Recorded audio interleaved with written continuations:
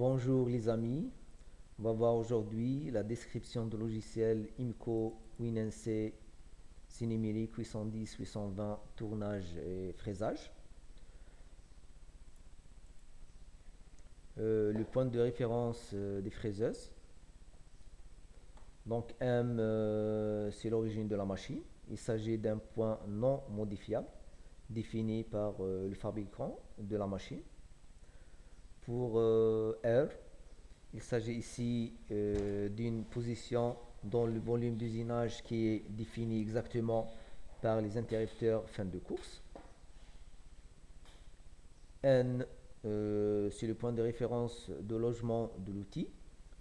Il s'agit ici du point de départ pour la mesure des outils. Et pour W, c'est l'origine pièce, l'origine de la pièce. Ici, il s'agit de point de départ pour les indications de cotation dans le programme de pièces. Ce point peut être défini librement par le programmateur et déplacé à loisir dans un programme de pièces. Ici, c'est le point de référence du tour, M et W et M. Le décalage d'origine ici c'est dans les fraiseuses IMCO. L'origine de la machine se trouve sur l'arête avant gauche de la table. Ici c'est 1. Cette position ne convient pas en tant que point de départ de la programmation. Avec le décalage d'origine, le système de coordonnées peut être déplacé en un point approprié dans le volume d'usinage de la machine. Dans les données de réglage décalage d'origine, on dispose de 4 décalages d'origine réglables. Dès que vous définissez une valeur pour ce décalage dans les données de réglage, cette valeur se trouve prise en compte lors de l'appel dans le programme avec le G54 jusqu'à le G57 et le point d'origine des coordonnées de M est décalé de cette valeur vers la droite à l'origine de la pièce W. Donc c'est ici. Donc c'est ici, c'est le décalage d'origine pièce. Le système de coordonnées, la coordonnée X ici, donc est parallèle à l'arête avant de la table de la machine. La coordonnée Y est parallèle à l'arête latérale de la table de la machine. Et la coordonnée Z est perpendiculaire à la table de la machine. Donc les indications de coordonnées Z en direction décrivant les mouvements du système d'outils en direction de la pièce et les indications en direction positive. Donc pour les directions négatives décrivant les mouvements du système d'outils en direction de la pièce et les indications en direction positive dans les sens opposés de la pièce. Les coordonnées absolues et relatives. Donc les coordonnées absolues rapportant à une position fixe et les coordonnées relatives à la position de l'outil. Donc comme on a dit, le système de coordonnées absolues. L'origine du système de coordonnées se trouve à l'origine de la machine M ou bien après un décalage d'origine programmée à l'origine de la pièce W.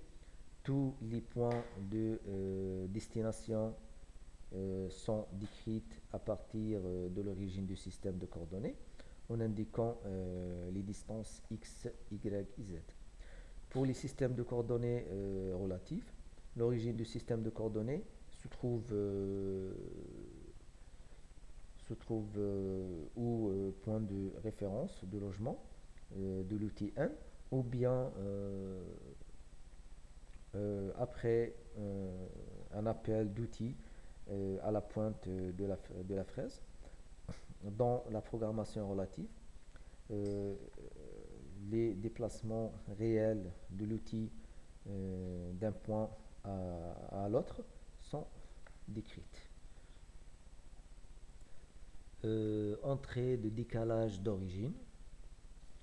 On peut entrer 4 décalages d'origine, comme vous voyez ici. Par exemple, pour 4 organes de serrage différents. Dans un mode de fonctionnement quelconque, actionnez la touche de fonction reconfigurable, données de réglage. Actionnez ensuite la touche de fonction reconfigurable décalage origine. Le masque d'entrée destiné à l'introduction de décalage d'origine G54 apparaît sur l'écran, comme vous voyez ici. Et les différents décalages G54 jusqu'à G57 pouvant être sélectionnés au moyen des touches de fonction reconfigurables. Les valeurs définies par X, Y et Z, c'est l'écart origine machine ou origine pièce, sont entrées sous le décalage d'origine. Les corrections ici, c'est les corrections de ces valeurs pouvant être entrées sous le décalage d'origine added. C'est ici. Ces corrections sont additionnées automatiquement. Ici, c'est pour le fraisage, donc X, Y, Z. Et ici, c'est pour le tournage, c'est X et Z. Ici, c'est Z. Donc, c'est ça. Entrée de la rotation de coordonnées. Pour chaque décalage d'origine, on peut programmer une rotation de coordonnées qui devient active lors de l'appel de décalage d'origine, comme vous voyez ici. La saisie des données d'outils. Cette saisie des données d'outils est nécessaire pour que le logiciel utilise la pointe de l'outil ou le centre de l'outil pour le positionnement. Chaque outil utilisé pour l'usinage doit être mesuré. Il s'agit ici de calculer l'écart entre le point de référence de logement, N, ici, et la pointe respective de l'outil. Donc, comme vous voyez, ici, c'est entre N et la pointe. Donc, dans la mémoire des données d'outils, on peut mémoriser les corrections de longueur mesurée, le rayon de la fraise et la position de la pointe. Chaque numéro de correction D1 jusqu'à D99 correspond à un outil. La sélection de numéros de correction est sans importance. Toutefois, lors de la compensation de longueur d'outil, il doit être indiqué dans le programme de pièces pour l'outil correspondant. L'adresse, on va parler de l'adresse de l'outil.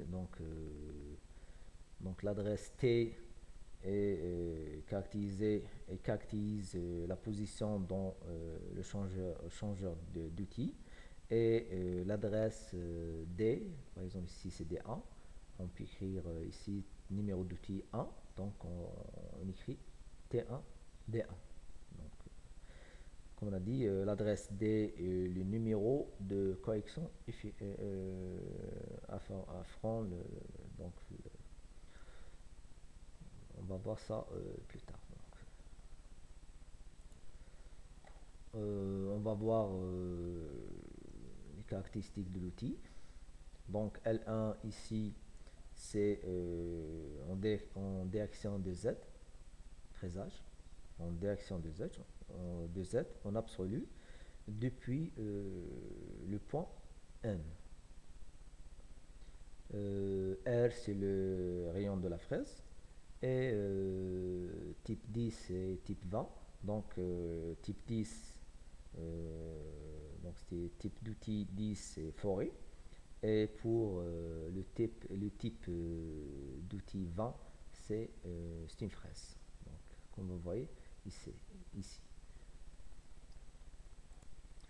Pour le tournage, donc L1 et L2 ici.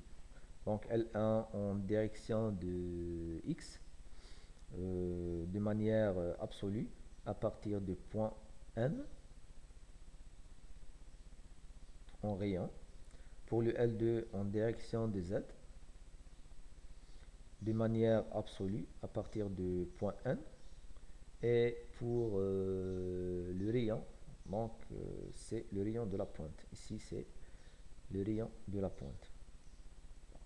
Pour le type d'outil de 1 jusqu'à 9. Et le deuxième c'est le type d'outil 10. Donc pour le type d'outil 1 jusqu'à 9, on peut voir ici le tableau. Donc la position du bec pour les outils allant de 1 jusqu'à 9. Dans le type 10, la saisie des données d'outils se fait pour L1 seulement, en direction de Z, de manière absolue à partir de point N. Donc pour l'entrée des données d'outils, donc comme on a dit pour le D et le T, donc T1, D1, on peut par exemple, le type d'outil c'est 1. Donc ici c'est L1, la géométrie, donc, et L2, le diamètre ou le rayon, donc L1, L2 usure, et le diamètre rayon pour le L1 et L2 basse. Je pense que c'est fini pour aujourd'hui et à la prochaine.